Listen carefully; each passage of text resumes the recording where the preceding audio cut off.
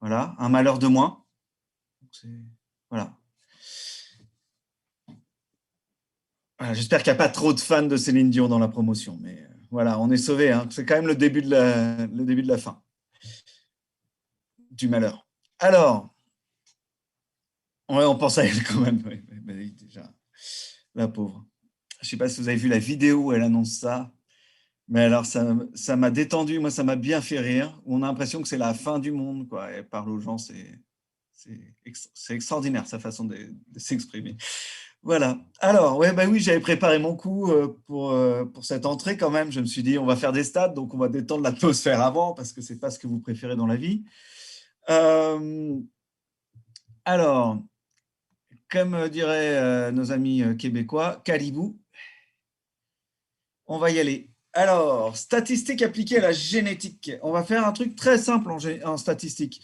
Vous ferez l'année prochaine en BI 500 une UE de génétique appliquée à la bio, qu'en général vous aimez bien, parce que c'est fait par un enseignant qui est top et qui sait se mettre à la place des étudiants et qui cherche des exemples appliqués et qui a une façon de transmettre ces notions-là de manière très intelligente. Non, c'est pas moi. Merci Noé pour ce commentaire. Ok. Mais c'est moi qui l'ai formé sur ce sujet-là. Je ne sais plus là avant. Mais j'aime bien changer de temps en temps. C'est bien de ne pas faire le même enseignement pendant 10 ans, 15 ans, 20 ans, parce qu'à la fin, voilà, on n'est plus très créatif, on ne se remet pas à jour. Voilà. Oui, je suis en forme. Bah oui, je suis en forme. Ouais. Je me dis que bientôt, je vais revoir des étudiants en vrai. Donc, voilà, j'ai hâte. Bon. Non, c'est pas Céline Dion, mais ça m'a fait rire. Alors, attaquons le sujet. Donc, cette application, ça va être au travers d'un test statistique qui s'appelle le test de Kideux, que vous connaissez peut-être. Oui, c'est vrai, vous êtes en vacances. Moi, je ne prends pas de vacances, là. Hein. J'ai trop de trucs en retard. Le principe de n'importe quel test statistique,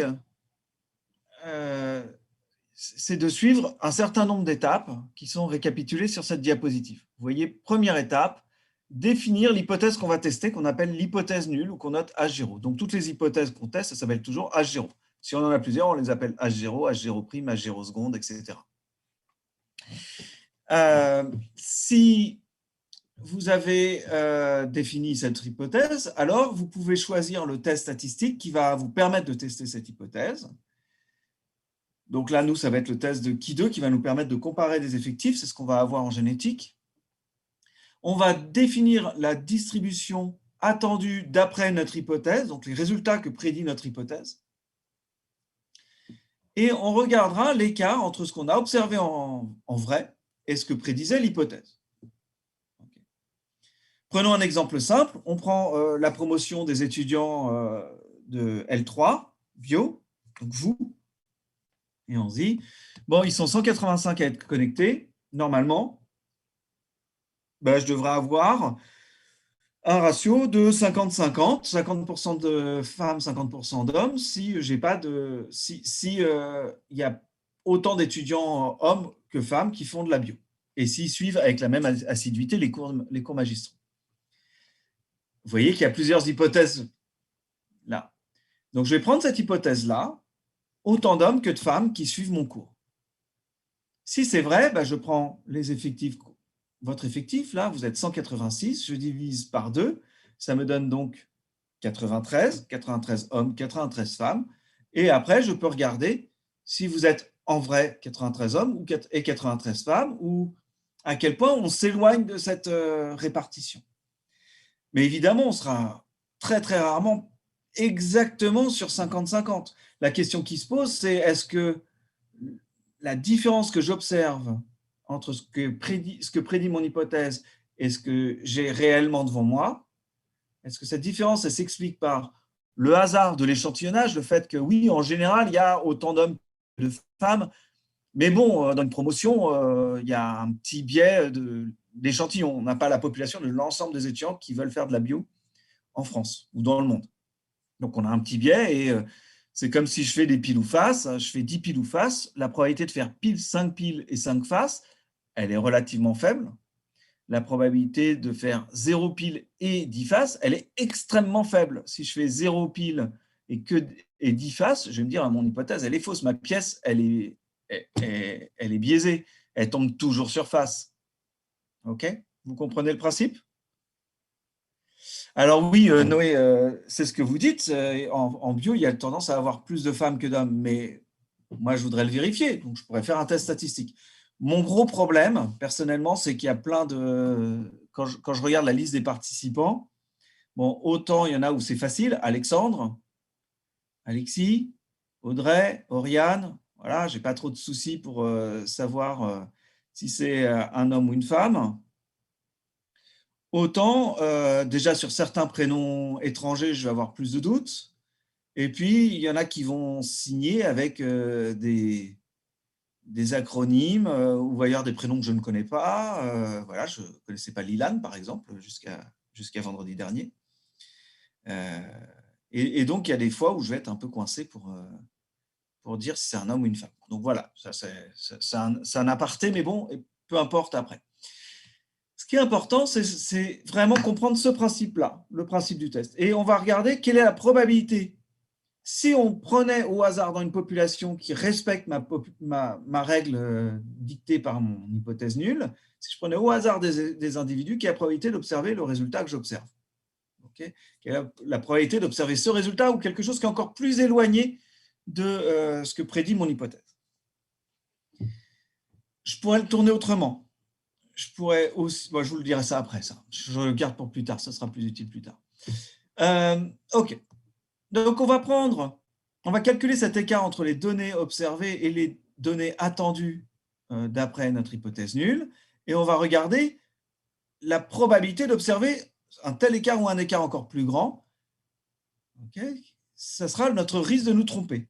Autrement dit, si j'ai une chance sur 1 million d'observer un tel écart ou un écart encore plus grand entre mon observé et mon théorique, ben, si je rejette mon hypothèse, j'ai qu'une chance sur 1 million de me tromper. Donc c'est très très faible, donc je peux prendre ce risque.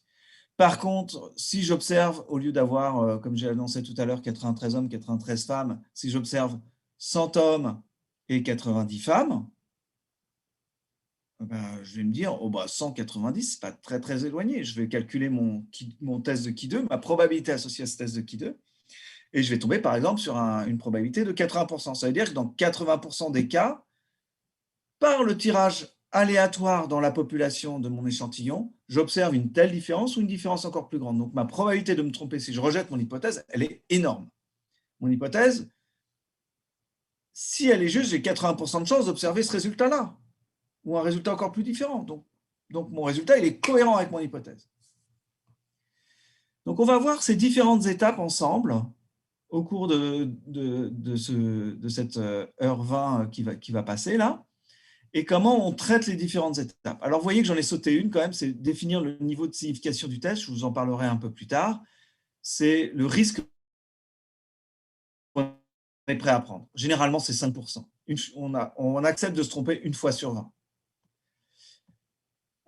Et puis, une fois qu'on aura décidé de rejeter ou non notre hypothèse, on interprétera. Donc tout ça, je vais y revenir, ne vous inquiétez pas, c'est vraiment l'intro et le plan de la présentation. Alors, la première chose, comme vous l'avez vu, c'est définir notre hypothèse nulle. Je veux faire un test, mais avant de choisir le test, il faut que je définisse quelle est l'hypothèse que je veux tester. Okay, quelle est la question que je me pose? Et pour ça, on se fie à ce qu'on appelle le rasoir d'Occam, ou le principe de parcimonie, ou le principe d'économie d'hypothèse, qui sont donc des principes qui sont relativement anciens. Donc le rasoir d'Occam, c'est donc le frère franciscain William of Occam, donc un Britannique, qui a émis cette définition en 1280, enfin à la fin du XIIIe, au début du XIVe, une église, enfin un lieu de culte chrétien en Grande-Bretagne, il me semble. Je ne saurais plus d'où, j'ai oublié. Et donc, il explique ce principe de parcimonie qui consiste à n'utiliser que le minimum de causes pour expliquer un phénomène. Ah, il y avait un problème de son, excusez-moi, donc je reviens dessus. Je vous disais juste que le frère franciscain William of Ockham, qui a émis ce principe de parcimonie, il dit qu'il faut prendre le minimum d'hypothèses pour expliquer un phénomène. Donc on prend le minimum de causes pour expliquer un phénomène. En gros, on prend l'hypothèse la plus simple. C'était un principe qui était déjà émis par Aristote au IVe siècle avant Jésus-Christ. Donc ce principe d'économie d'hypothèse, il dit on prend l'hypothèse suffisante la plus simple comme la plus vraisemblable. Pour nos tests de génétique, l'hypothèse la plus simple quand je compare deux souches qui diffèrent pour un phénotype, l'hypothèse la plus simple, c'est de dire qu'il y a un seul gène qui est muté dans une souche et qui explique la différence de phénotype entre les deux souches. C'est l'hypothèse la plus simple. Et on conservera cette hypothèse jusqu'à ce qu'on puisse la rejeter. Si on la rejette, on prend l'hypothèse la plus simple qui suit, c'est-à-dire deux gènes, qui explique la différence entre les deux souches. Et si on était amené à rejeter cette hypothèse, on prendrait l'hypothèse 3 gènes, etc., etc. Donc vous avez compris le principe. Je prends la chose la plus simple qui me permet d'expliquer mon processus et que je peux tester. Il faut que ce soit une hypothèse qui est testable. Parce que sinon, l'hypothèse la plus simple, c'est de dire c'est Dieu. Hop, tranquille, je n'ai pas besoin de faire de la science, je peux retourner prier. Et pourtant, ce frère franciscain, ce n'est pas l'hypothèse qu'il prend. On peut reprendre cette hypothèse de principe d'économie, ce principe d'économie des hypothèses, par cette phrase classique qu'on a entendue des milliers de fois, j'imagine, pourquoi faire compliqué quand on peut faire simple? Ou ironiquement, on la retourne de temps en temps, pourquoi faire simple quand on peut faire compliqué? Mais là, c'est du sarcasme. Donc, qu'est-ce qu'on va faire? On va choisir notre hypothèse en fonction de la question qu'on va se poser. Et cette question, elle peut être dictée par, elle peut être dictée par un critère. Est-ce que les séries de données que je les compare entre elles, ou est-ce que je les compare à un principe qui est énoncé par mon hypothèse? Très souvent, ce qu'on va vous demander dans cette UE, ça va être le deuxième cas. On va vous demander de regarder si ce que vous observez, c'est cohérent avec une hypothèse de ségrégation mendélienne, une ségrégation de 2. Okay. Est-ce qu'il n'y a qu'un seul gène? Si oui, alors si je fais un croisement chez la drosophile F1 par F1 ou souris F1 par F1, je m'attends à avoir un quart du phénotype récessif, trois quarts du phénotype dominant, et voilà. Si je fais un test cross, je m'attends à avoir 50%, 50%. Donc là, vous voyez que demander est-ce qu'il y a un seul gène qui explique le phénomène, ça revient à dire est-ce que la génétique mendélienne permet d'expliquer ce résultat. Donc, c'est la génétique mendélienne qui donne les résultats attendus. À l'opposé, si on compare deux mutants et on se demande est-ce que les deux mutants, est-ce qu'il y a une mortalité chez les mâles induite différemment chez un mutant par rapport à l'autre, je compare les deux mutants l'un à l'autre. Auquel cas, mon hypothèse ne me dit pas quel est le résultat que je dois attendre. Ce sont les résultats observés pour un mutant et pour l'autre mutant qui me disent ce que j'attends comme résultat. Donc là, c'est un test qui est un peu différent.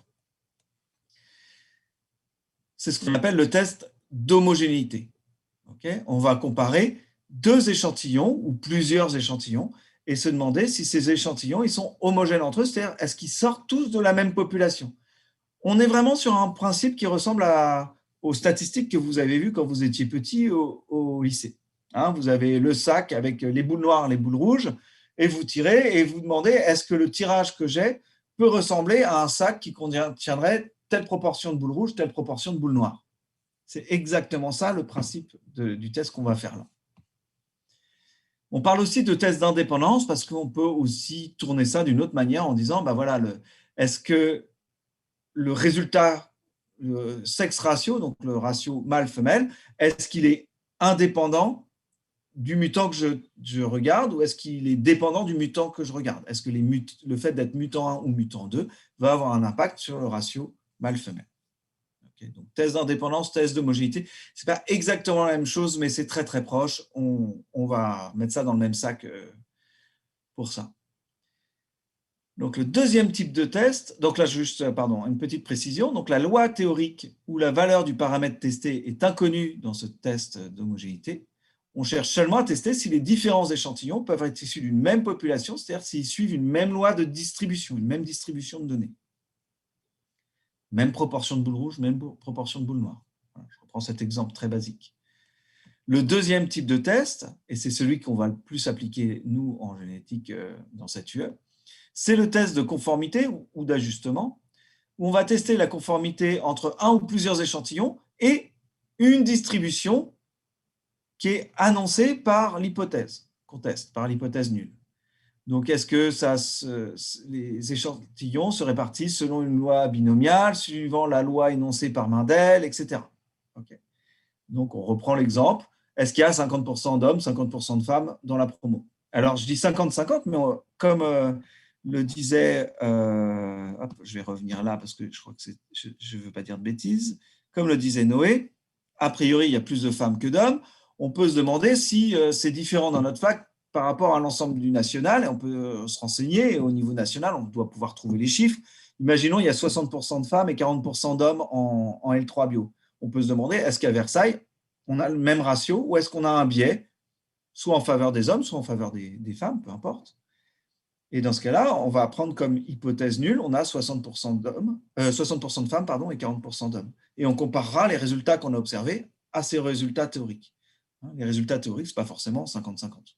Ça peut être un quart, trois quarts, ça peut être 95%, 5%, ça peut être ce qu'on veut. C'est l'hypothèse qu'on va tester. Okay. Cette hypothèse, si je la conserve, bon, voilà. Si j'ai des données qui sont incompatibles, c'est-à-dire très très peu probables avec cette hypothèse, eh ben, je vais la rejeter et je prendrai l'hypothèse alternative. Donc, si mon hypothèse de départ, c'était j'ai 50-50, ma conclusion quand je rejette, ce sera j'ai pas 50-50 et je regarderai les données pour voir de quel côté j'ai un excès.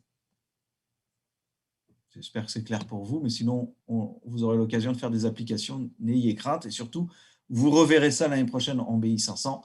Et là, en faisant 27 heures là-dessus, ça va rentrer sans trop de problèmes.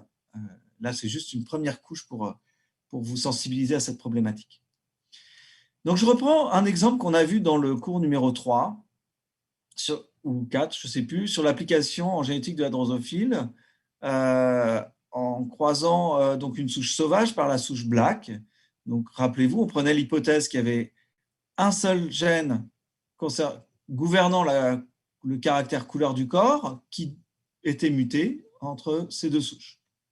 Okay. Autrement dit, la souche black, elle porte une mutation dans un gène A, et donc ça nous donne l'allèle petit a, ici.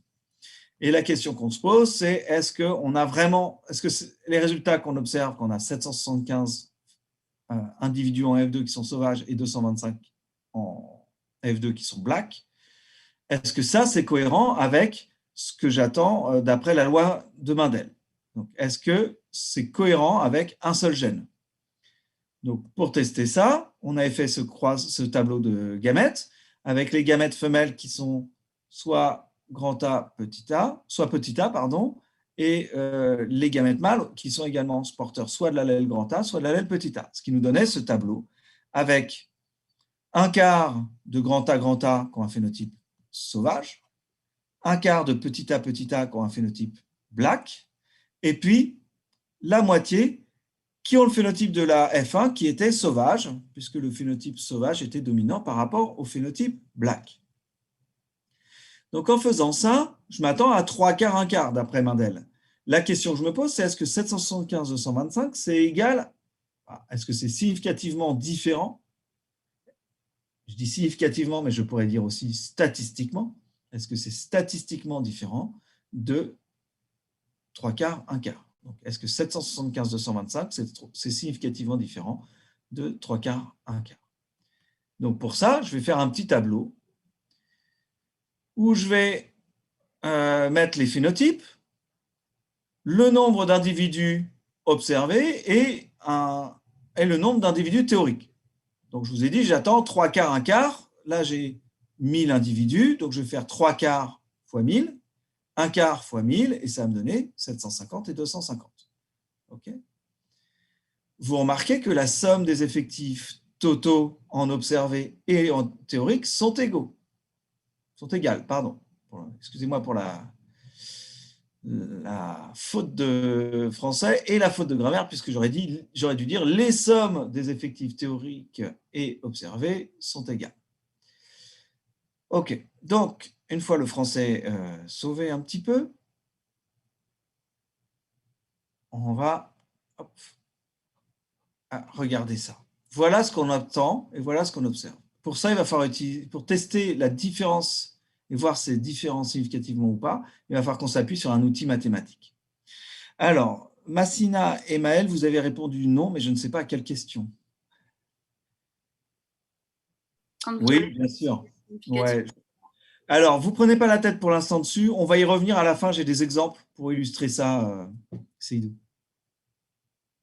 Je vais vous illustrer la différence après. Là, pour l'instant, je vous pose une question simple. Là, on fait du test de conformité. C'est celui que vous utiliserez. Donc, voilà. Donc, pour la différence, 3 quarts, 1 quart, c'est-à-dire, Maël, vous pouvez prendre la parole, s'il vous plaît?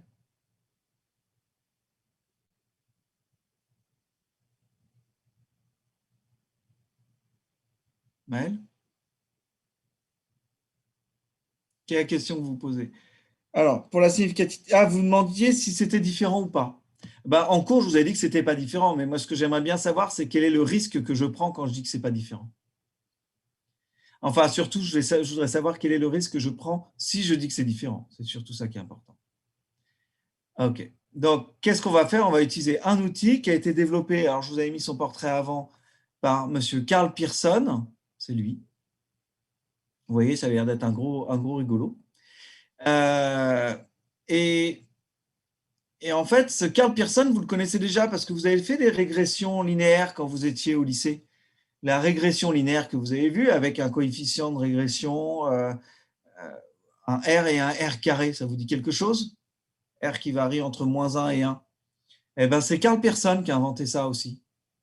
Voilà, c'est lui qui a inventé cette régression, enfin ce test de significativité ou cette mesure de l'importance de la corrélation entre deux facteurs. C'est pas grave, vous reverrez ça l'année prochaine, Gladys. Donc voilà, et il a inventé le test de Kidde qu'on va utiliser aujourd'hui, puis que vous allez utiliser pendant tout le semestre. OK. Ce test de Kidde, il s'appuie sur cette formule un peu qui fait un peu peur, mais qui est en fait pas si difficile que ça. Monsieur? Oui, je vous écoute. Vous pouvez revenir sur la diapositive d'avant, s'il vous plaît. Ouais, je vais. Alors, attendez, hop, j'y vais. Celle-là? Non, Celle-là? non, celle d'avant. Celle-là? Oui, celle-là. Ouais, je vous écoute. J'ai pas compris pourquoi on a le phénotype petit a sur grand A. Parce que vous dites que le phénotype sauvage, il est dominant. Oui, c'est ce que j'ai. En fait, ce que je vous ai mis là dans le tableau, c'est le phénotype de la F1, et la F1, elle a un phénotype sauvage. Donc, le phénotype sauvage, il est dominant par rapport au phénotype black. Non, Ouais. petit a sur grand A, mais c'est pas le phénotype de la F1. Petit La A. F1, c'est grand A sur petit a. Mais c'est pareil. Ah, ok. Petit a sur grand A ou grand A sur petit a, c'est la même chose. Il n'y a pas de raison de mettre le chromosome venant du père au-dessus du chromosome venant de la mère ou réciproquement. Le fait d'être hétérozygote, ça donne le même résultat, sauf dans quelques rares cas qu'on verra en génétique humaine l'année prochaine. Okay, mais pour la plupart des gènes, pour 99,99% des gènes, on va dire, je veux dire un peu au hasard, c'est même plus que ça, à partir du moment où on est hétérozygote, que ce soit petit a sur grand A ou grand A sur petit a, c'est la même chose. Donc, Mohamed, vous me demandez s'ils sont hybrides. Le fait d'être hybride, c'est quand on va avoir repensé aux travaux de Mendel. Je croise des petits pois verts iridés par des petits pois jaunes et lisses, et je vais avoir des verts lisses. Ça, ce sont mes hybrides. Ils ont un phénotype d'un parent et l'autre phénotype de l'autre parent. Okay, là, j'ai qu'un seul phénotype, donc il n'y a pas de notion d'hybride. Là, ce sont des hétérozygotes. Okay, alors que les deux souches parentales, ce sont des souches homozygotes. Parce qu'on part dans les exercices qu'on vous fait de souches pures. Okay. C'est plus clair, Mohamed? Ouais, là, je m'intéresse qu'à un seul phénotype. Donc, il n'y a pas de notion d'hybride. Oui, merci, monsieur. Ok, super. Alors, donc cette formule-là, qui peut un peu faire peur, en fait, elle n'est pas si compliquée que ça. À quoi ça correspond? Vos X que vous voyez ici, alors la lettre un peu bizarre que vous voyez, hop là, ça, c'est la lettre qui. Ça, c'est en français. En anglais, si vous lisez une publication, le qui se note avec un C. Donc ça, c'est en anglais. Donc, je vais mettre EN 2 points en anglais. Okay. Qui 2, en fait, c'est un qui carré. C'est une mise au carré. On dit qui 2 en français. En anglais, on dit chi square. Donc, on dit bien que c'est un qui carré. Et c'est la somme. Ça, c'est le symbole pour somme pour ceux qui auraient oublié. Des x observés moins les x théoriques au carré divisé par les x théoriques. Alors, c'est quoi mes x? Mes x, ce sont mes effectifs. OK. Mes effectifs observés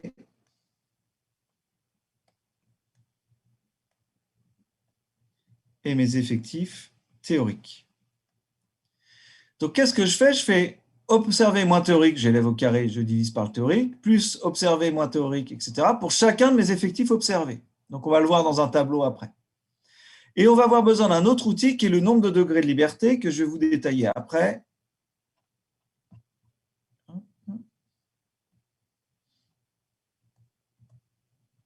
Du coup, ça me laisse mes écritures, c'est pas très grave.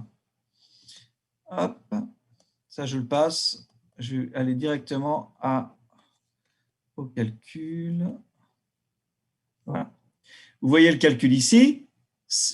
Dans mon tableau, j'avais 775 et 750 et 225 et 250. Donc, je fais 775 moins, qui est la valeur, le nombre d'individus observés qui ont le phénotype sauvage, moins 750 attendus au carré divisé par 750 attendus, plus 225 observés, moins 250 attendus pour le phénotype black élevé au carré divisé par 250. Et ça me donne une valeur de 3,33. Et ça, c'est ma mesure d'écart. OK? Donc ça, c'est mon qui 2. Donc, je vous le renote ici. Hop. Autrement dit, ici, mon qui 2, il est égal à, ouvrez la parenthèse, 775 observé moins 750 élevé au carré. Je vais le faire comme ça, ce sera plus beau. Le tout divisé par 750, plus, ouvrez la parenthèse, 225 moins 250 au carré divisé par 250. Donc, vous voyez que la formule n'est pas si compliquée que ça. Je prends les valeurs de mon tableau et je fais mon calcul. Si je remonte encore une fois,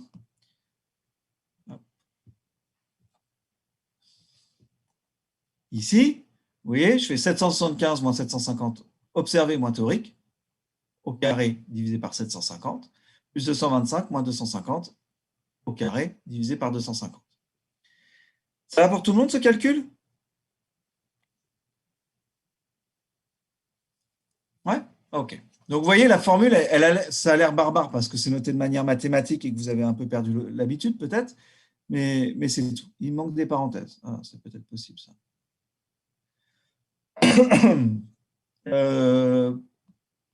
Il ne manque pas de parenthèses, non?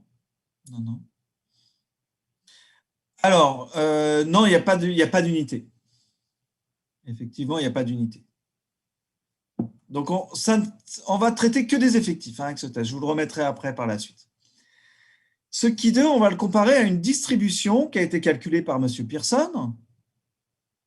Et on va regarder quelle est la probabilité d'observer cette valeur de Ki2 par rapport à une valeur seuil qu'on va déterminer grâce à ce qu'on appelle le nombre de degrés de liberté. Ce nombre de degrés de liberté, il est défini par le nombre de lignes moins 1 fois le nombre de colonnes moins 1 du tableau de valeurs observées, avec un minimum de 1.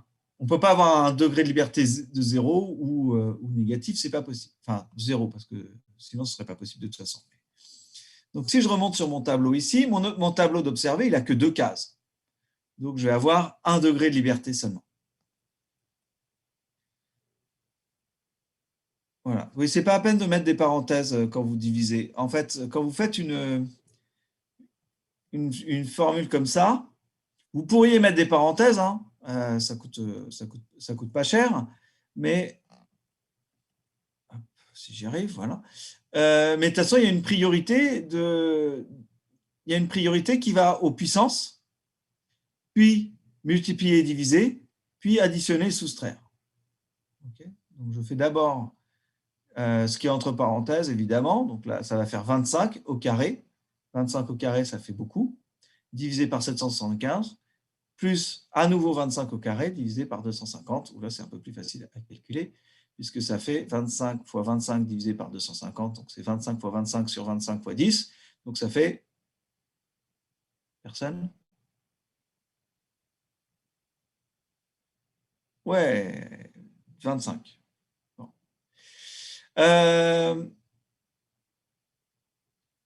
Vous ne comprenez pas d'où sort le plus. On fait la somme là. Okay, ce symbole-là, c'est la somme pour toutes les valeurs observées et théoriques. En fait, pour toutes les cases de mon tableau. Normalement, mes sommes pour i allant de 1 à n et n étant le nombre de cases du tableau.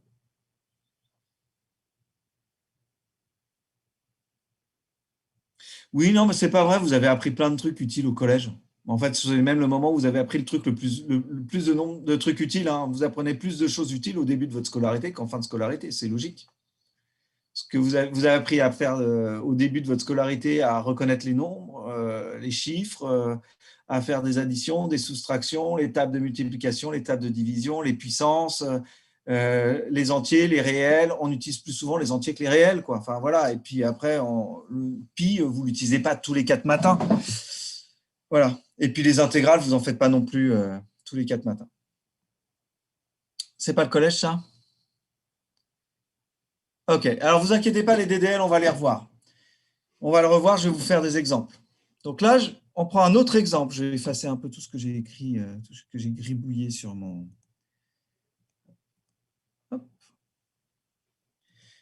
Qu'est-ce que vous voyez ici? J'ai un autre tableau où on va calculer justement ce nombre de degrés de liberté. Et je vous précise ici un peu ce que ça veut dire, pourquoi ça s'appelle le degré de liberté. Le test de Ki2, c'est le meilleur exemple pour comprendre. En fait, les degrés de liberté, ça existe dans plein d'autres tests, mais dans le test de Ki2, c'est très facile à comprendre par rapport aux autres tests. Donc, j'en profite. Ce degré de liberté qu'on appelle aussi DDL, ça tombe bien en anglais, c'est presque la même chose, c'est le nombre de cases de mon tableau de valeurs observées que je peux remplir pour pouvoir compléter l'ensemble du tableau si je connais les sommes marginales. C'est-à-dire si je sais le nombre de phénotypes faibles, le nombre de phénotypes moyens, le nombre de phénotypes forts que j'ai eu, le nombre de mutants 1 et le nombre de mutants 2 que j'ai eu aussi. Si je sais ça, pour combien de cases j'ai de la liberté pour remplir le tableau? Ça revient à ça.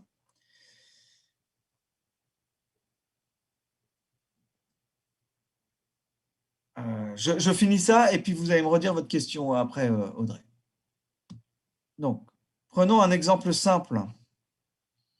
Ici, imaginons, je sais que j'ai eu 70 individus qui avaient un phénotype faible, 30 qui ont eu un phénotype moyen et 100 qui ont un phénotype fort.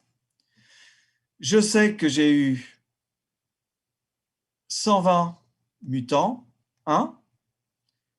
Donc, en sachant qu'ici, j'ai 200 individus, je sais que j'ai 80 mutants 2.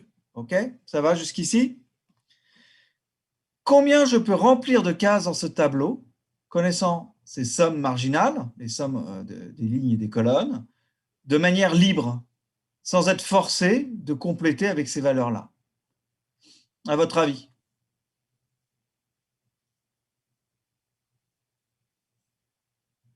Je vous laisse réfléchir un peu.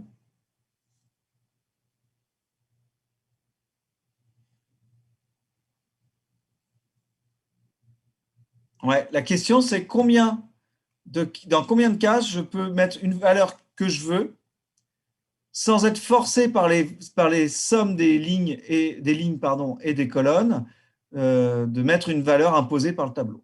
OK. Alors, j'ai une réponse de Clémence qui est de 2. Voilà, j'ai 3, j'ai 0. Bah si, quand même, ça, on ne peut pas dire 3. On ne peut pas dire 0, je veux dire. Voilà. Alors, ça oscille entre 2 et 3. OK, on va faire la démonstration. Imaginons ici, je sais que j'ai 30 individus. Enfin, je décide que j'ai 30 individus qui ont un phénotype faible. Ici, on va dire j'en ai 20 qui ont un phénotype moyen. Alors, on va voir, est-ce que... Je vais changer de couleur. Si j'en ai 30 qui sont mutant 1 parmi les faibles, ben, il m'en reste 40 pour le mutant 2.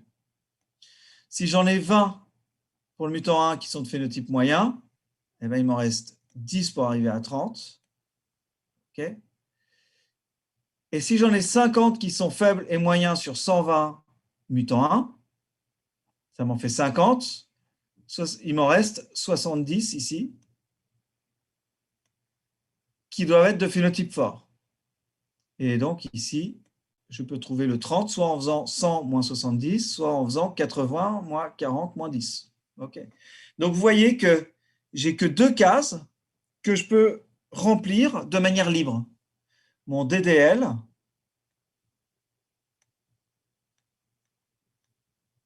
il est égal à 2. On peut le comprendre autrement.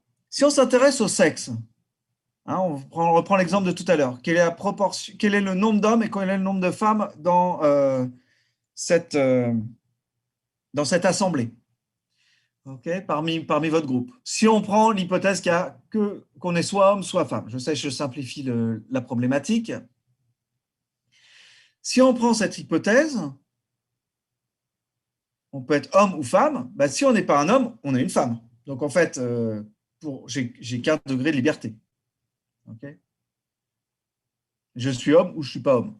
Après, femme, c'est déduit automatiquement. Ou on pourrait prendre le raisonnement dans l'autre sens. Hein. Ça ne change rien.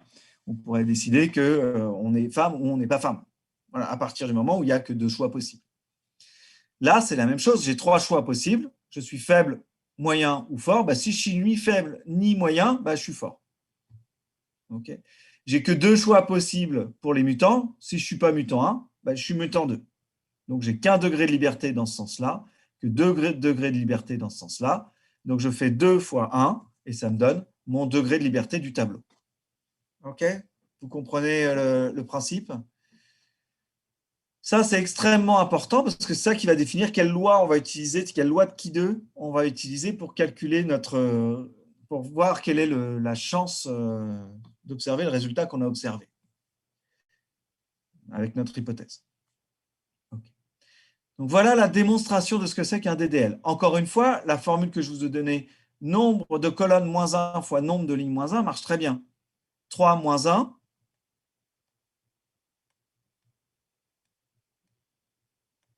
multiplié par 2 moins 1. Okay, donc ça me fait 2 fois 1. OK, tout va bien. Si j'avais fait un tableau avec 10 cases dans un sens et dans l'autre sens 8 cases, ça m'aurait fait 9 fois 7. Ça m'aurait donné 63 degrés de liberté.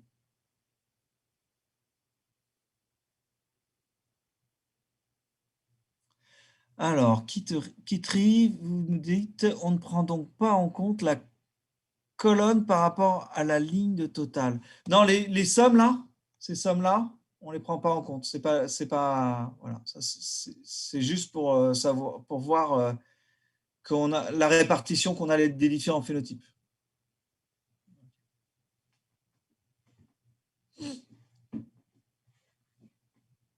Vous allez voir. Ah, c'était ça votre question. Tout à l'heure, vous avez dit qu'on comparait qui 2 à une distribution. Non, alors, ce que je voulais vous dire tout à l'heure, c'était que le test de qui 2 ne permet que de comparer des effectifs. On regarde si ces effectifs observés correspondent à une distribution d'effectifs théorique. Alors, je vais réeffacer cette diapo. Hop. Et puis, je vais remonter pour essayer de comprendre. Sur la diapo avec la formule. Donc, c'est cette diapo-là. OK ? C'est la mesure de l'écart entre effectif théorique et effectif observé. Ça, c'est le rôle du qui 2. Alors, cette formule, elle est très intelligente. Pourquoi elle est intelligente? Parce qu'elle prend en compte l'écart et elle le rapporte à une valeur théorique. Et ça, c'est malin. Parce qu'un écart de 10 sur des effectifs de 20, c'est pas la même chose qu'un écart de 10 sur des effectifs de 1 milliard. OK ? Si je me demande s'il y a autant d'hommes que de femmes dans la promo et que vous êtes 191 connectés, s'il y a un écart de 5, on va se dire, oui, bon, bah, OK, il y a à peu près autant d'hommes que de femmes. S'il y a un écart de 5 sur un groupe de TD où vous êtes 15, bah, on va se dire, ah ouais, en fait, il y en a, au lieu d'avoir 7,5 et 7,5 dans le groupe, j'observe 10 et 5. 10 et 5, ça commence à être éloigné de 7,5 et 7,5. Donc, on peut se poser la question de si c'est significatif. Par contre, sur un groupe de 150, 150, on s'attend à avoir 75 et 75. Si j'ai 72 et 77, vous avez, enfin, ou 73 et 77 en l'occurrence, donc, ou 72 et 78, bon, peu importe. 72 et 78, vous allez vous dire, ouais, c'est kiff-kiff. Okay, parce que votre cerveau, lui, fait ce calcul-là. Hein, les stats, ça n'est jamais fait que pour utiliser un outil mathématique qui reflète ce que notre cerveau nous dit et avoir une manière de trancher qui est carrée avec un seuil qu'on décide et qu'on connaît et connaître le risque qu'on prend quand on prend une décision. Okay, parce que effectivement, quand je vais vous demander à vous, est-ce que c'est différent, est-ce que c'est pas différent, ben, je vais avoir plus ou moins de gens qui vont être d'accord. Donc, de manière à se mettre tous d'accord en sciences, eh ben, on utilise un outil mathématique, on en connaît les limites, on connaît les risques qu'on prend quand on se fie à cet outil mathématique, et du coup, ben, c'est plus facile d'interpréter les choses. Ok. Donc ça, c'est ma petite formule que vous devez connaître parce que vous allez devoir l'appliquer. Observez moins théorique au carré divisé par théorique et vous faites la somme pour chacune des cases de votre tableau.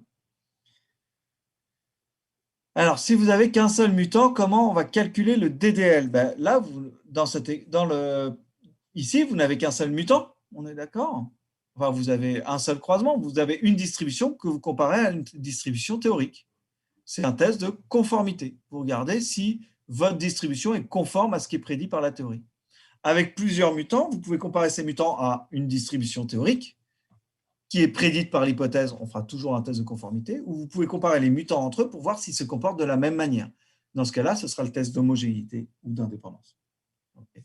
Donc, j'espère que ça répond à votre question, Seydou. Encore une fois, on va le revoir d'ici la fin de ce cours. Je vous montre quand même la partie mathématique. Vous n'êtes pas obligé de la connaître. Je vous la montre pour ceux qui ont besoin d'avoir ces notions-là et de voir sur quoi ça repose. Le calcul de la probabilité qu'on va faire, il va revenir à regarder si le qui2 qu'on a, il est différent significativement d'un qui2 égal à 0.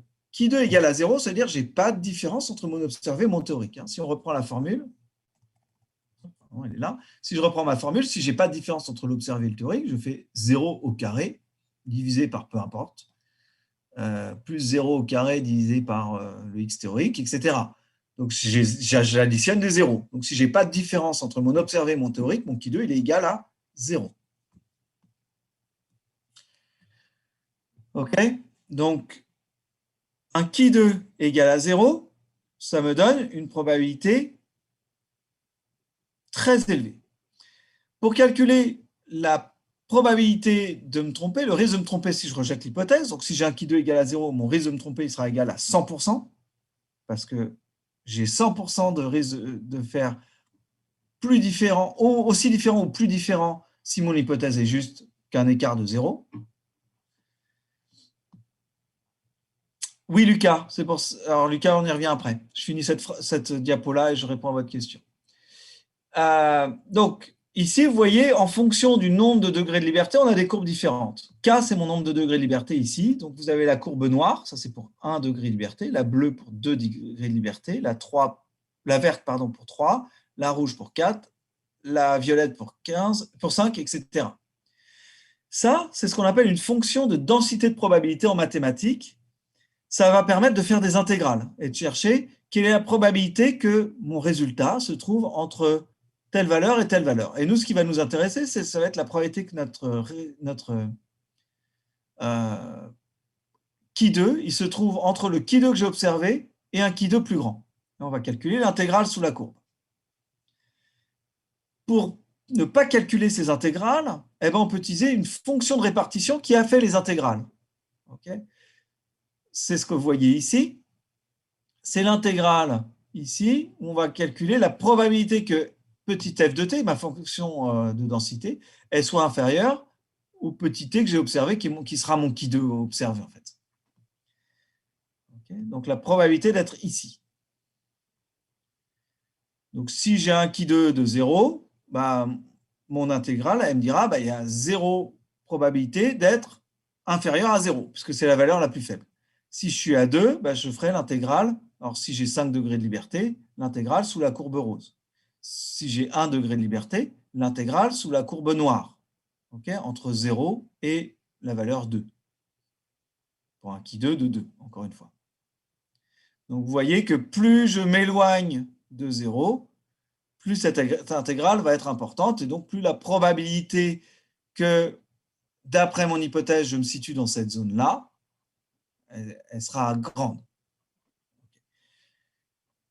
Ça, c'est la probabilité d'observer le résultat que j'ai eu ou un résultat plus faible. Mais moi, ce n'est pas ça qui m'intéresse. Moi, ce que je veux faire, c'est tester si je peux rejeter mon hypothèse. Donc, je vais faire l'inverse de cette courbe-là. Et je vais regarder l'intégrale de l'autre côté. Peu importe, vous ne calculerez aucune intégrale en génétique. Vous ne calculerez aucune intégrale en statistique appliquée à de la bio. On a des outils qui le font très bien pour nous. On va se baser sur des tables papier. On va se baser sur Excel quand vous serez dans l'UE de biostatistique, enfin de statistique appliquée à la bio. Vous utiliserez Excel, vous lui direz, vous calculerez vos effectifs observés, vos théoriques, vous lui ferez égal dans une cellule égale test.ki2, vous sélectionnerez les données observées, les données théoriques, vous tapierez sur Entrée et il vous dira voilà le risque de vous tromper si vous rejetez l'hypothèse. Donc, nous, on est des biologistes, on n'est pas des statisticiens. Moi, ce que j'ai besoin de savoir, c'est quelles sont les limites de mon outil, comment il fonctionne, c'est-à-dire ce qui me permet de tester, et ce que je peux en déduire. C'est tout. Moi, je ne suis pas là pour inventer des tests statistiques, je suis là pour utiliser un outil. De la même manière que quand je fais de la cuisine, je vais prendre un batteur, j'en ai rien à faire que le moteur à l'intérieur agisse de telle ou telle manière et qui joue sur tel ou tel engrenage. Tout ça, moi, tant que ça bat mes œufs pour les monter en neige, enfin mes blancs pour les monter en neige, je serais très content. Eh ben, les outils statistiques, pour un biologiste, c'est la même chose. Ça n'est qu'un outil. Je n'ai pas besoin de savoir comment ça fonctionne derrière, tant que je sais comment je peux l'utiliser et pourquoi. Hein, mon batteur, je vais pas l'utiliser, mon batteur en cuisine, je ne vais pas l'utiliser pour couper mon steak. Voilà, on est d'accord. Eh ben, c'est pareil pour les tests de stats. Donc, pour revenir aux différents commentaires, parce qu'il y en a quand même pas mal qui s'accumulent là, je vais revenir dans l'ordre. Donc, Audrey. Audrey, c'était... Alors... Non, Lucas, pardon. La formule ne marche pas avec un tableau à une ligne ou une colonne. Effectivement, s'il n'y a qu'une ligne ou une colonne, on fera la formule en ignorant le truc pour lequel il n'y a qu'une ligne. Voilà. S'il n'y a qu'une ligne mais 3 colonnes, on aura 2 degrés de liberté. Si c'est le contraire, s'il y a 10 lignes et une colonne, ben, il y aura 9 degrés de liberté. On est d'accord. Alors, Audrey, vous demandez, est-ce que c'est le Ki2 en abscisse? Non, là, ce ne sont pas les Ki2. Là, ce qui est en abscisse, c'est f de t. Non, ce qui est en ordonnée, pardon, c'est f de t. Ah oui, ce que je vais mettre comme petit t ici, oui, exactement, vous avez raison, c'est le qui 2 observé que je vais mettre là. Le petit t, ça va être mon qui 2 observé. Donc là, ça va être mon f de qui 2, en fait. C'est des schémas, alors j'aurais dû mettre d'où je les ai pris normalement, ça se fait de citer ces sources, excusez-moi pour ça, je les ai volés dans Wikipédia, tout bêtement. En stats, Wikipédia ne raconte pas trop de bêtises par rapport à d'autres outils. Là, l'autre jour, j'ai cherché des infos sur la lignée cellulaire des cellules là, et alors c'est n'importe quoi la page Wikipédia là-dessus. C'est même un gros n'importe quoi. Ça n'a juste aucun sens. J'ai pleuré en regardant ça. Bon, toujours est-il, donc méfiez-vous des sources. Donc là, oui, c'est qui 2 qui est en abscisse. Gladys, est-ce qu'il existe une limite au degré de liberté? Non, il n'y a pas de limite. L'infini. Et au-delà, comme dirait notre ami. Lily, donc plus k est petit, plus la probabilité de l'écart observé est grande pour la fonction de répartition. Je vais remettre ça dans l'ordre dans mon cerveau. Donc plus k est petit, donc plus je me retrouve vers la courbe là, plus la probabilité de l'écart observé est grande. Bah, plus k est petit, plus mon Q2 il va être petit pour une même probabilité. Si c'est ça la question que vous vous posez, oui, c'est ça. Noé, corrigez-la alors. Je ne sais pas qui vous voulez que je corrige. Moi, je ne corrige personne, vous savez, je suis contre la violence. Vous voulez que... Ah, la diapo, peut-être? Ah, Wikipédia. Ah ouais, mais il faut que je m'abonne, j'ai autre chose à faire dans ma vie. Oh là là. Vous croyez que j'ai que ça à faire, passer mon temps à corriger des pages Wikipédia? Vous avez raison, je devrais le faire en tant qu'utilisateur, tout ça. Bon. Peut-être un jour je le ferai, mais bon, là en ce moment, j'ai d'autres chats à fouetter. Je ne corrige personne et je ne fouette pas de chat non plus en vrai, hein, je vous rassure. J'aime bien les chats. Voilà. Alors, comment est-ce que j'utilise cette fonction de densité ou cette fonction de répartition? En fait, je ne les utilise pas, j'utilise une table qui s'appuie sur elle. C'est cette table de qui2. Okay. Vous voyez ici, vous avez le risque, qui est donc la probabilité de vous tromper si vous rejetez votre hypothèse. Donc ça, vous pouvez le noter, c'est un truc qui est important, je vais vous l'écrire. C'est ce qu'on appelle le risque alpha. C'est ce qu'on appelle la probabilité. Le risque alpha, c'est le risque seuil choisi par l'expérimentateur. En général,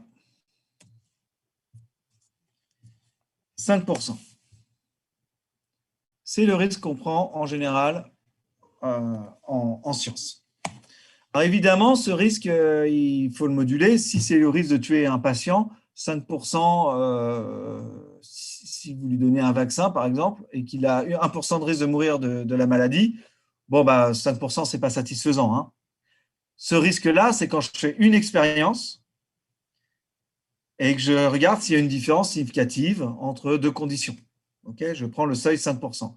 Et quand je fais une publication scientifique, j'ai un faisceau de données qui vont être convergentes. Et pour chaque expérience, je vais prendre mon seuil de 5%. Donc, si j'ai deux expériences avec ce seuil-là, les probabilités vont se multiplier. Donc, 5% de 5%, ça ne donne pas grand-chose. Et puis, si j'ai 10 expériences, ben, c'est 5% à la puissance 10. Donc, ça donne un risque de vous tromper qui est extrêmement faible, du coup. Donc, ça, c'est votre risque alpha. Donc, on travaillera généralement avec ce risque de 5%. Mais vous allez voir, on peut descendre à un risque plus faible et on va pouvoir être plus précis quand on va travailler. Mais le premier degré de décision, ça sera à 5%. Et vous, ce que vous avez calculé, c'est votre probabilité qui est le risque de se tromper si on rejette H0. Pourquoi? Parce que cette probabilité P, c'est aussi la probabilité d'observer votre résultat si H0 est vrai. Donc, ces deux formulations sont exactement identiques. Pourquoi? Ça, c'est la distribution du qui 2. Okay. Si votre hypothèse est juste. Et donc, vous voyez que plus vous vous éloignez de 0, ben, moins le résultat est probable, grosso modo. Alors, avec un petit détail près, c'est que vous voyez là, ça augmente au tout début, mais parce qu'on est sur un qui carré, donc comme on élève au carré, on somme des événements négatifs et positifs. Bon, voilà. Sinon, ça ressemble un peu à une loi normale si on ne mettait pas au carré la distribution. Donc, risque alpha et P, c'est pareil. Non, ce n'est pas exactement la même chose. Votre risque alpha, c'est le seuil que vous choisissez. Et votre P, vous allez le comparer à ce risque alpha. Vous allez comparer P à alpha. Voilà. Après, si vous mélangez les deux, je ne pleurerai pas, ce n'est pas dramatique. Donc, le risque que je vais accepter, généralement, c'est 5%. Ma probabilité, c'est le résultat, la probabilité réelle que j'ai si mon hypothèse est juste. Okay. Donc, prenons un truc simple. Si je gagne au moins 5 millions en jouant au loto, j'arrête de donner des cours. Voilà. Je prends ça comme décision. Je joue au loto. La probabilité que j'arrête les cours, elle va être liée directement à la probabilité de gagner ces 5 millions. Donc ça va être mon risque alpha. Mais si je gagne 150 millions, ce qui est encore plus faible comme probabilité, eh ben, je ne viendrai pas, puisque j'aurais gagné plus que 5 millions. J'arrêterais même d'aller faire de la recherche. Je rachèterais la fac. OK, donc vous voyez le raisonnement qui est derrière. C'est votre risque alpha, il vous fixe un seuil. Et vous allez regarder si vous êtes au-delà. Donc, comment ça s'indique? Alors, vous voyez ici, je vais avoir dans ma table les degrés de liberté. Je surveille quand même l'heure. C'est bon. Et puis, le risque que je prends. Donc, vous voyez ici, pour 1 degré de liberté, ça sera l'énorme majorité des tests que vous ferez, ils seront des tests de qui 2 à 1 degré de liberté. Pour un seuil de 5%, pour un alpha seuil de 5%, vous aurez une valeur de 3,84, donc qui se représente ici. Vous avez votre 3,84 et vous avez donc 5% de risque d'être au-delà et donc 95% de chance d'être avant. 95% de chance de conserver votre hypothèse nulle et 5% de risque de rejeter votre hypothèse nulle et donc de prendre l'hypothèse alternative. Ça se traduit sur la fonction cumulative que vous aviez ici. Donc ça, c'est la fonction de densité, ça, c'est la fonction de probabilité. J'ai mon 95% qui se lit cette fois-ci sur cet axe. Donc ici, c'est la probabilité d'observer le résultat, le qui 2 qui est sur l'axe des abscisses. Okay, donc là, on pourra avoir des choses marquées sur les axes. Ici, c'était f de t, enfin f de qui 2 et là le qui 2. Là, c'est la probabilité d'avoir un qui 2 inférieur au qui 2 observé, et là, c'est mon qui 2 observé. Donc, 95% de chance d'avoir 3,84 ou moins. Si je prends 99%, bah, je vais venir ici et je vais trouver la valeur de 6,64, pardon. Okay, c'est la valeur qui est ici. Okay, vous voyez là, 1%, 6,64. Donc, 100% moins 1%, ça fait 99%. Donc, si je lis 99% et que je viens chercher la valeur qui est là, je vais tomber sur 6,64 sur la valeur du qui 2 seuil, ou qui 2 critique. Okay. J'ai dit, ah oui, je suis dictateur, moi je ne suis pas président. Je suis d'accord avec ce que vous dites. Je suis même capable de vous faire exécuter des sondages.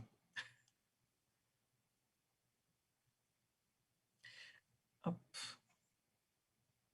Donc, si vous avez bien suivi, voilà à quoi ça ressemble. Vous voyez que quand je change de degré de liberté, mon 95%, je vais aller chercher plus loin sur la courbe bleue, encore plus loin sur la verte et plus loin sur la rouge, etc. Où est-ce que je vais aller le chercher? Ben, mon 95% sur la courbe bleue, il va être égal à une valeur, enfin, il va correspondre à une valeur de qui de seuil de 5,99. Et puis, si j'ai 3 degrés de liberté, donc sur la courbe verte, 7,82, etc., etc. D'où viennent ces trucs-là, de ces valeurs-là, en fait, d'une loi normale? Ça vous dit quelque chose, la loi normale? Je ne sais pas si ça vous dit quelque chose. Ah, la loi normale, ou la loi de Gauss aussi. Okay. Donc, cette loi normale ou cette loi de Gauss. Okay. Loi normale ou loi de Gauss. Je vous l'ai écrit en toutes lettres. Si vous l'avez déjà vu, ça ressemble, c'est une courbe. Hop, je vais essayer de vous la dessiner sans faire un truc trop moche.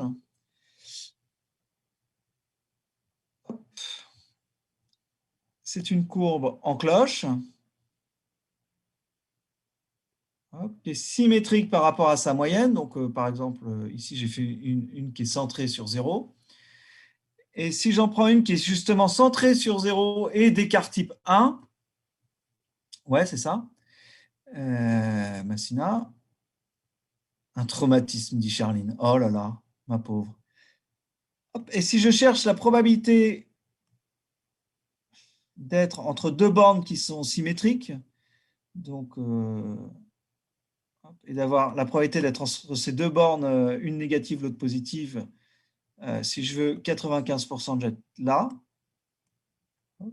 c'est-à-dire que j'aurai 2,5% de chance d'avoir une valeur qui suivrait cette loi normale qui serait ici et 2,5% de chance d'être ici. Non, vous avez, si on peut écrire sur le noir, c'est cool. Ok, donc 5% de risque d'être en dehors de ces bornes-là. Et bien la borne que vous trouvez ici, c'est difficile d'écrire avec ça, moins 1,96 et 1,96. Et si vous mettez 1,96 au carré, je vous le donne en 1000, ça vous donne quoi comme valeur? Ça vous donne 3,84. Ok. Donc en fait, une variable aléatoire qui suit une loi de Qui2 à 1 degré de liberté, c'est l'équivalent d'une variable aléatoire qui suit une loi normale centrée réduite élevée au carré. Et une variable aléatoire qui suit une loi de Qui2 avec n degrés de liberté, c'est l'équivalent d'une variable aléatoire qui serait la somme de variables aléatoires suivant une loi normale centrée réduite, de n variables aléatoires suivant cette loi normale centrée réduite, élevée au carré. Okay. Donc, il y a un lien direct entre les deux. Ce qui va vous permettre éventuellement de mémoriser cette valeur de 3,84 et cette valeur de 1,96. Moi, j'aimerais bien que vous la connaissiez, la valeur de 3,84, parce qu'on va la retrouver très souvent. Du coup. Je vais effacer ce que j'ai écrit, si ça vous va. Vous avez 3 secondes pour écrire non et me l'envoyer si vous ne voulez pas. OK. Alors, j'efface. Enfin, j'essaye, ça ne marche pas. Je ne sais pas pourquoi de temps en temps ça marche et de temps en temps ça ne marche pas. Ah si, ça y est. Hop. Donc voilà, ça c'est pour les maths qui sont derrière. Donc je vous ai juste représenté là en noir les 95%, voilà. En bleu si je change de courbe. Okay. Donc P, je vous l'ai mis ici encore en toutes lettres, c'est le risque de se tromper si on rejette H0. C'est la probabilité de trouver un tel écart entre les résultats observés et les résultats théoriques prédits par H0, si H0 est vrai. Autrement dit, si votre Qui2 il est petit, s'il est très proche de 0, plus que votre Qui2 seuil, alors votre probabilité elle va être grande de vous tromper si vous rejetez votre hypothèse, parce que ça voudra dire que c'est un résultat qui est fortement probable. Si au contraire, vous avez une valeur de Qui2, un écart qui est très grand, excusez-moi, il y a mon téléphone qui sonne. Si votre Qui2 est très grand, alors bah, vous ne pourrez pas rejeter votre hypothèse, vous pourrez rejeter votre hypothèse parce que ça voudra dire que votre hypothèse elle est très peu probable. Vous aurez un très grand écart entre l'observé et le théorique. Donc ça voudra dire que votre théorie ne correspond pas à ce que vous observez. Okay, si je dis Mélanie, elle est hyper brillante et elle se tape des 2 à tous les contrôles de génétique. Est-ce que je suis crédible? Non. Par contre, si je dis Mélanie, elle est hyper brillante et elle se tape des 18, des 19 et des 20, il n'y a pas de différence ou pas beaucoup de différence entre ce que j'annonce et ce que j'observe. C'est mieux, ouais, je suis d'accord. Il n'y a pas beaucoup de différence dans ce cas-là entre ce que j'observe et ce que j'attends. Donc, je conserve mon hypothèse que Mélanie est super brillante. Oh, c'est Monsieur Mignotte qui me harcèle. Ok. Oui, elle est très forte, Mélanie. Enfin, on verra. On verra si mon hypothèse tient la route. Ok. Donc, juste, comprenez bien que cette mesure d'écart, elle est inversement corrélée avec la probabilité que votre hypothèse soit juste. Okay. Donc, il y a bien qui de observer inférieur à qui de seuil, ça veut dire P supérieur au alpha seuil. Et inversement, qui de observer supérieur au qui de seuil, ça entraîne une probabilité inférieure au alpha seuil. On va le revoir sur la courbe après. Ok, donc ma prise de décision,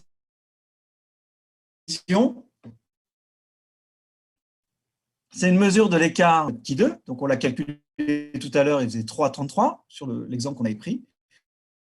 Et notre qui de seuil, il est 3,84. Donc 3,33, c'est plus proche de 0 que 3,84. C'est-à-dire que notre probabilité est supérieure à notre seuil de 5%. Donc je ne rejetterai pas H0.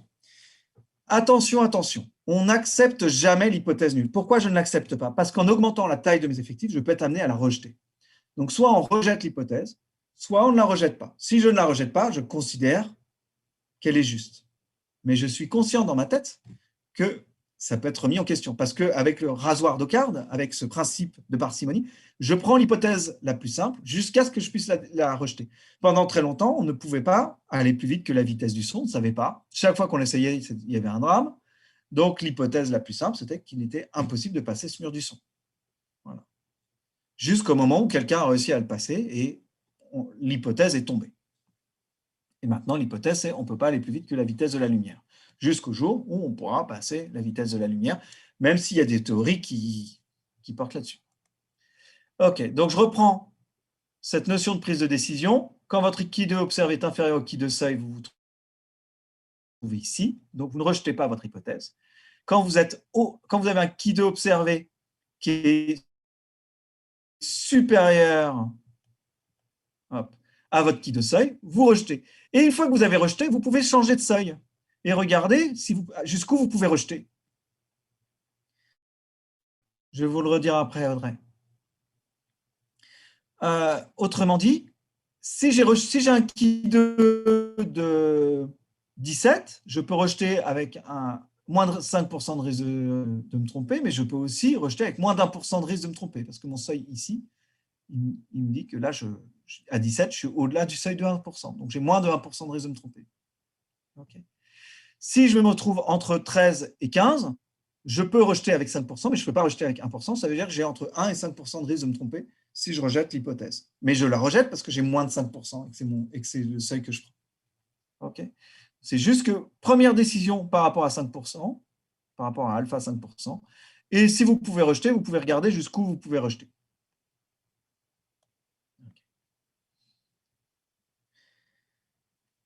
Exactement, Massina, vous avez bien répondu à Audrey. Avec de plus grands effectifs, on va acquérir de la puissance au travers de notre test statistique et on pourra peut-être rejeter une hypothèse qu'on avait conservée auparavant.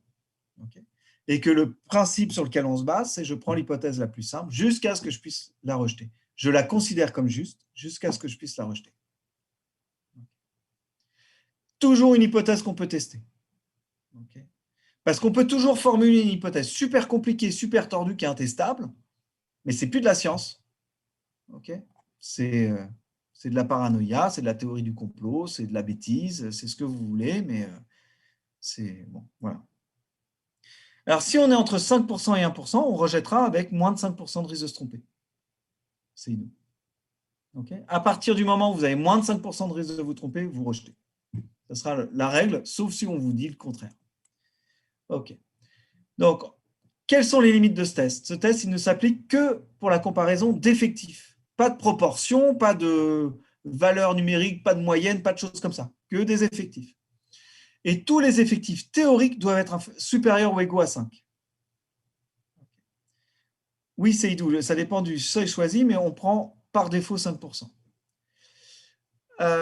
Donc attention, si vous avez des effectifs théoriques inférieurs à 5%, ben on cumulera des données dans des classes proches pour essayer de faire le test. On vous fera passer en contrôle, vous verrez ça en stats l'année prochaine. Donc, je ne vais pas vous faire le test d'homogénéité, mais vous l'avez là si vous avez besoin. Je voudrais qu'on se concentre sur le test de conformité qu'on va faire ensemble à de nombreuses reprises. Voici à quoi ça ressemble. Donc là, j'ai 4 mutants et je me demande si ces mutants ont tous 30% de mâles. Il y a 68 mâles, 36 mâles, 44, 28 sur 160, 126, 129 et 105 individus. Combien de degrés de liberté ici? Nombre de lignes moins 1 fois nombre de colonnes moins 1 pour le tableau de données observées. Donc, ça fait 4 moins 1 fois 2 moins 1. Ça me fait 3 fois 1. Donc, 3 degrés de liberté. Non, 3 degrés de liberté. Vous voyez bien qu'à partir du moment où je sais que j'ai 166 mutant 1, 126 mutant 2, 129 mutant 3, 105 mutant 4, 176 mâles et 344 femelles, on est là. Qu'est-ce qu'on voit? On voit que à partir du moment où j'ai rempli ces 3 cases-là, bah, les autres, elles sont déduites des sommes des marges, enfin des sommes des colonnes et des lignes. Donc j'ai 3 degrés de liberté, donc mon seuil il va être de 7,82 pour mon test de Ki2. Et comment je vais remplir mon tableau? Bah, je vais prendre directement ça, c'est un test de conformité. L'hypothèse, ça va être il y a 30% de mâles pour chacun de ces mutants. Donc, je vais faire 160 fois 0,3 pour les mâles et 160 fois 0,7 pour les femelles. 126 fois 0,3 et 126 fois 0,7, 129 fois 0,3 et 129 fois 0,7, 105 fois 0,3 et 105 fois 0,7. Et comme ça, je remplis mon tableau en respectant mon hypothèse. Non, le degré de liberté, vous devez être capable de le calculer, Mohamed. OK, donc ici, j'ai fait ces calculs-là. Donc, 160 fois 0,3, ça m'a donné 48. Le complément, c'est 112, etc. Et je fais mon Ki2. Alors, comment je fais mon Ki2? Je fais 48 moins 68 au carré divisé par 48, plus 36 moins 37, 48 moins 68 au carré divisé par 48, plus 36 moins 37, 80 au carré divisé par 37, 80, plus 44 moins 38, 70 au carré divisé par 38, 70, plus 28 moins 31 au carré, 31, 50 au carré divisé par 31, 50, plus 112 moins 92 au carré divisé par 112, plus 88, 20 moins 90 au carré divisé par 88, 20, etc. Donc, en gros, j'ai 8 cases dans mon tableau, donc j'ai 8 termes que j'additionne, qui sont observé moins théorique au carré divisé par théorique. OK. Pour Zoé, pour remplir le deuxième tableau, mon hypothèse, c'est qu'il y a 30% de mâles, donc 70% de femelles. Donc, j'ai fait l'effectif de chaque colonne, multiplié par 0,3 pour remplir les cases qui sont sur cette ligne, ou multiplié par 0,7 pour remplir cette ligne. Donc 160 fois 0,3, ça fait 48. 160 fois 0,7, ça donne 112. 129 fois 0,3, ça donne 38,7. Et 129 fois 0,7, ça donne 90,3.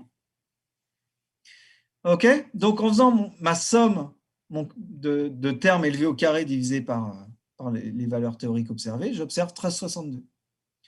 13,62, c'est plus grand que 7,82, donc je sais que je vais rejeter mon hypothèse. Donc je sais que je vais dire que je n'ai pas 30% de mâles dans chacune des catégories.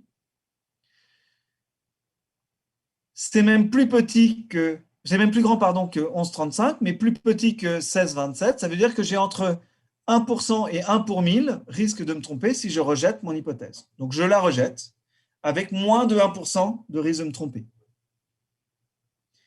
Et je vais ensuite, si je veux aller plus loin dans mon raisonnement, regarder mutant par mutant s'il est différent des 30%. Okay, et grâce à ça, pouvoir identifier ceux pour lesquels j'ai plus ou significativement plus ou significativement moins de 30% en refaisant des tests de Ki2 pour chaque condition. Okay. Est-ce que vous avez d'autres questions là-dessus? J'ai une question. Ouais. Du coup, vous rejetez pour 1% de risque, mais vous la validez pour 0,1%. Alors du coup, je ne valide pas, je rejette pour moins de 1% de risque.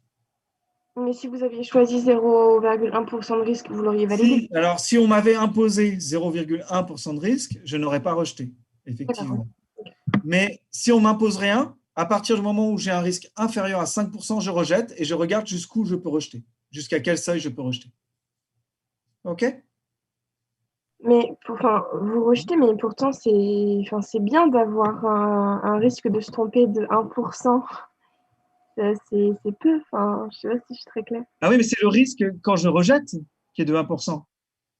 Le risque, si je conserve l'hypothèse, je ne le connais pas. C'est le risque de seconde espèce, je ne sais pas le calculer. OK? Ça va ou pas? On est un peu perdu, mais c'est pas grave. OK. Pour redire les choses autrement, quand je compare mes effectifs théoriques à des effectifs observés, je peux dire si ces effectifs observés sont très différents du théorique ou s'ils ne sont pas suffisamment différents pour rejeter mon hypothèse. Donc, le P que je calcule, c'est la probabilité de me tromper si je rejette l'hypothèse. Je ne connais pas la probabilité de me tromper si je la conserve. Okay. Je ne compare pas deux risques, je regarde juste un risque. D'accord, oui. Okay. Autrement dit, si vous préparez des examens et que votre méthode vous permet, risque de vous faire vous planter au diplôme avec 1%, ben, vous conservez votre... Bon, c'est nul comme hypothèse. Laissez tomber ce que je viens de dire. Ça va vous embrouiller plus qu'autre chose. OK. Alors, j'ai un petit sondage à vous faire pour finir, pour voir ce que vous avez compris ou pas. Je lance le sondage. Hop.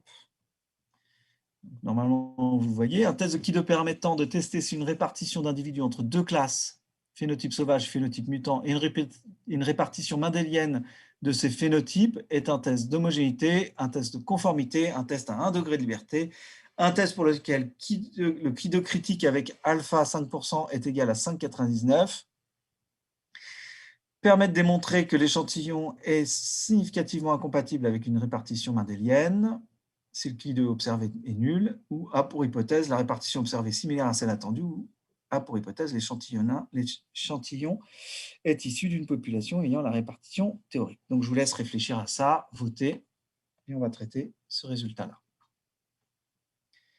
Ah, vous voyez pas Kevin ne voit pas le sondage. Attendez, on va faire un truc. Hop, vous allez le voir là. Vous le voyez maintenant, Kevin ?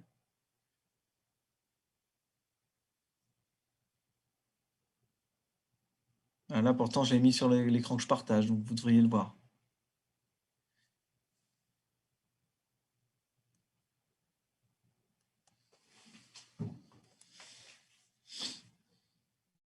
Alors, je vais vous mettre en dessous de ce tableau-là, ça vous permettra de...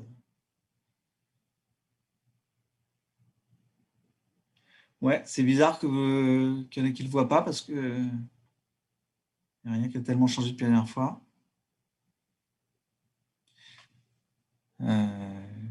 Pendant que vous faites ça, moi, je vais écrire le calcul comme demandé dans le chat. OK. Décidément, aujourd'hui, c'est limite du harcèlement. Hop. Alors, pour trouver le qui 2, là, dans l'exemple que je vous ai donné, j'ai fait, ouvrez la parenthèse, car, alors vous pouvez faire observer moins théorique ou théorique moins observé, ça ne change rien. C'est compliqué d'avoir tout sur la même page. 48 moins 68 au carré divisé par 48 plus... Oh putain, c'est dingue. Hop. 112, est-ce que j'ai mis ma parenthèse? Moins 92 au carré divisé par 112 plus... Bon, j'ai coupé le son parce que là, ça commence à me saouler.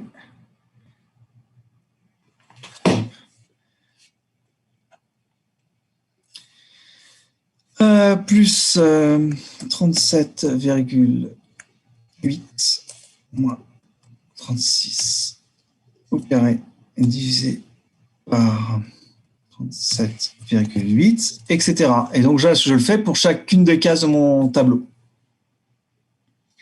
J'espère que c'est plus clair. Non, ouais, ça se trouve, c'est urgent, mais c'est deux personnes différentes qui m'ont appelé plusieurs fois, mais ils attendront que j'ai fini mon cours. Même si c'est urgent, je ne pense pas que ça sauvera une vie, là. Je passe après. Vous êtes prioritaire, vous êtes 184 là en face. Donc, et c'est l'heure. Donc. Alors, vous êtes 96 à avoir répondu.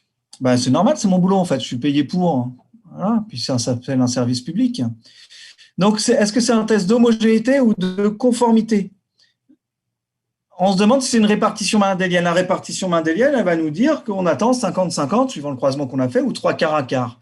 Donc, elle donne le résultat. Donc, c'est bien un test de conformité qui avait une légère avance. Homogénéité, c'est si je compare deux mutants différents, je fais ces croisements-là et je me demande s'ils ont la même fréquence de phénotype. Okay. Donc, si je compare deux échantillons différents ou plusieurs échantillons entre eux, et que mon hypothèse ne donne pas les résultats, mais se demande juste est-ce que mes mutants se comportent pareil, et bien dans ce cas-là, c'est de l'homogénéité, sinon c'est de la conformité. Là, il n'y a effectivement qu'un seul DDL. Il y a un seul DDL puisque j'ai deux catégories, mutant ou sauvage. Donc, si je ne suis pas mutant, je suis sauvage, j'ai qu'un degré de liberté.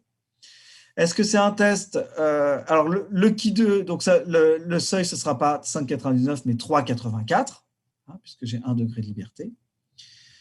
Est-ce que, alors là, ce test permet de démontrer que l'échantillon est significativement incompatible avec une répartition. Si le Ki2 observé est nul, c'est évidemment le contraire. Si le Ki2 est observé, il est nul. C'est-à-dire que je n'ai aucune différence entre la théorie et l'observé.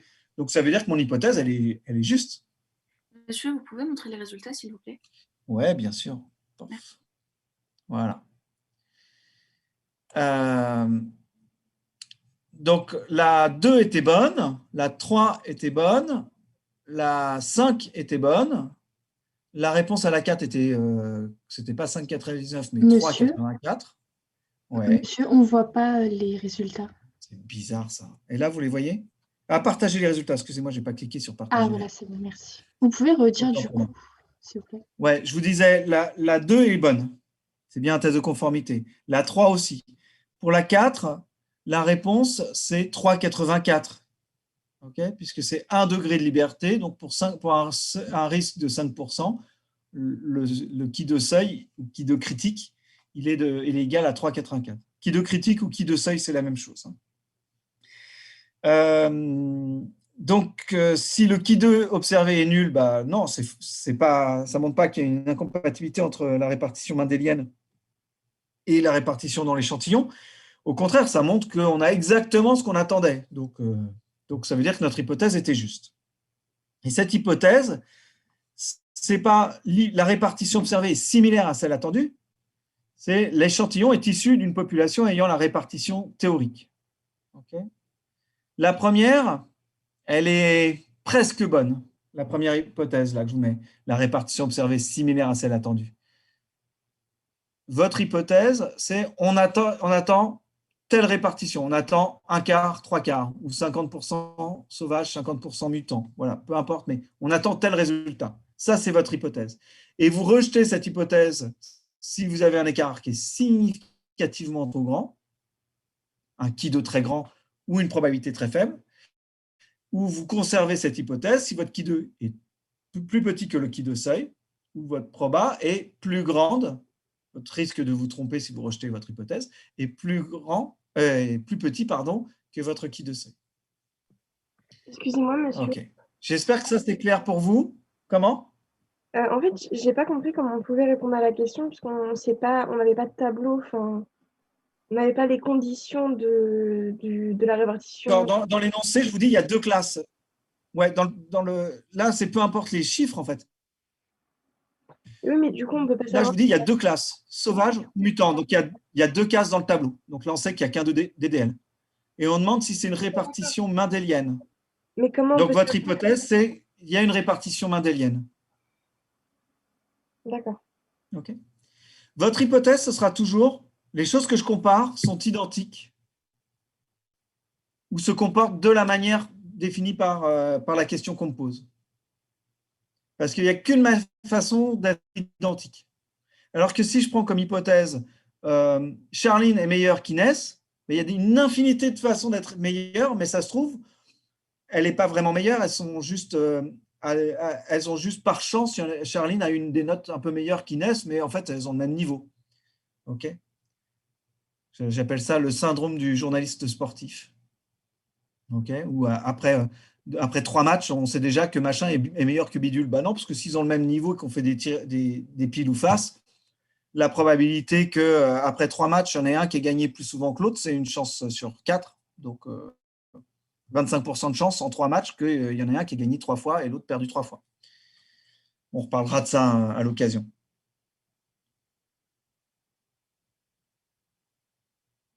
Alors, pour les 2 dernières, pour l'hypothèse, l'échantillon est issu d'une population ayant la répartition théorique, c'est effectivement notre hypothèse. Autrement dit, j'aurais pu le formuler encore autrement, l'échantillon se répartit suivant une distribution mendélienne. C'était ça l'hypothèse. Et c'est pas l'échantillon se répartit suivant une distribution qui ressemble à une distribution mendélienne. Mon hypothèse, c'est que c'est mendélien. Et après, je regarde si c'est cohérent ou incohérent avec cette distribution. Okay. Le similaire, je joue sur les mots. Voilà, je vous embête sur le similaire. Mais ce qui aurait été complètement faux et aberrant, c'est si vous aviez dit l'échantillon ne se répartit pas suivant une répartition mendélienne. Si vous m'aviez mis ça, c'est faux, archi faux. En fait, monsieur, moi, je n'ai pas compris comment on pouvait avoir l'hypothèse, parce qu'il y a plusieurs hypothèses possibles. Est-ce que c'est juste qu'il y a une petite faute d'orthographe et que ce n'était pas ET, mais EST? Non, ce n'est pas la faute d'orthographe qui est importante. La dernière, elle est bonne. Oui, mais comment on sait l'hypothèse qu'il faut formuler? Comment on sait que l'hypothèse qui est bonne, c'est que, du coup, l'échantillon issu de la population, c'est une répartition, la dernière réponse, quoi. Comment on sait que c'était ça l'hypothèse qu'il fallait avoir? Parce que c'est la question qu'on pose là. Ouais, parce que c'est la question qu'on pose là. On demande, est-ce que ça suit une répartition mendélienne? Bah, j'ai pas trouvé là. Ce test permet de tester on teste une répartition mendélienne. Et c'est ce que je vous disais là à l'instant. L'hypothèse qu'on prendra toujours, c'est les objets que je compare sont égaux, ou ça suit une distribution qui est donnée par la question. D'accord. Merci. Okay. C'est plus clair comme ça. Je vais vous le mettre c'était pas sur le diaporama là, mais je vais vous le mettre en toutes lettres de manière à ce que ce soit plus clair. Donc vous l'ayez à l'écrit aussi sur le diaporama, je vous le changerai. Si c'est bon pour vous, je vais vous laisser parce que je vais enchaîner sur un autre enseignement. Je ne mettrai pas, réviser ça pour après les vacances, je ne vous mettrai pas de test statistique sur le test que vous aurez le 1er mars, parce que c'est encore un peu trop frais, vous n'avez pas fait d'application. Donc, je vous ferai plutôt des tests sur les milieux, des tests sur… voilà, de toute façon, je vous mettrai un petit message avant de lancer le test le 1er mars. Pendant les vacances, je vous mettrai un petit message pour vous dire un peu quels sont les types de questions qui peuvent tomber. Monsieur, moi, j'ai encore 2 questions, s'il vous plaît. Alors, rapidement, je vous écoute. Désolée. Alors, pour le test de conformité, vous avez dit que c'est une comparaison entre 2 échantillons. Mais c'est quoi concrètement? Non. Pour homogénéité, c'est on compare des échantillons entre eux. Okay. On se demande si on prend tous les résultats qu'on a observés dans tous nos échantillons, on les regroupe dans un sac, on mélange bien et on se demande est-ce que ce que j'observe pour chaque échantillon, ça correspond à ce que j'observe si je prends tous les résultats et que je les mélange. Ok. Et du coup, le test de conformité, c'est 2 échantillons qui ne font pas partie de la même population. Alors, conformité, c'est 1, 2 ou plusieurs échantillons que je compare à une donnée, à une hypothèse qui donne directement le résultat. Donc, je ne compare pas les échantillons entre eux. Je me demande si mon ou mes échantillons répondent à tel critère. Donc là, c'était la répartition mendélienne. Ça pourrait être 40% d'hommes, 60% de femmes. Okay, je prends toutes les… je regarde la proportion de filles à l'UVSQ et je regarde pour chaque matière si on garde le même biais de sexe dans toutes les matières. Et puis, je vais m'apercevoir que non, en bio, en droit, en histoire, en anglais, j'ai plus de femmes que d'hommes.